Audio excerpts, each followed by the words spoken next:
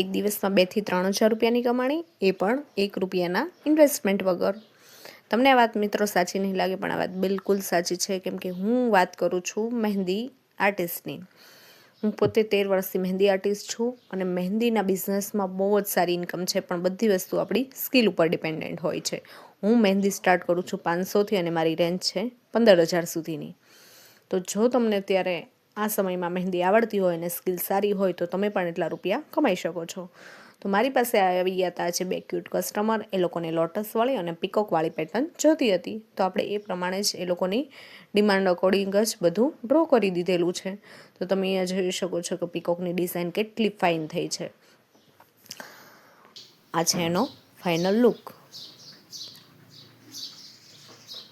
ત્યારબાદ આપણે એની બહેન ઉપર મહેંદી સ્ટાર્ટ કરી દીધી હતી, તો એને પણ થોડી ડિફરન્ટ અને ભરચક પેટર્ન જોતી હતી, તો આપણે એને એ જ પ્રમાણે ડ્રો કરી દીધી. તો તમે કહેજો કે મહેંદી કેવી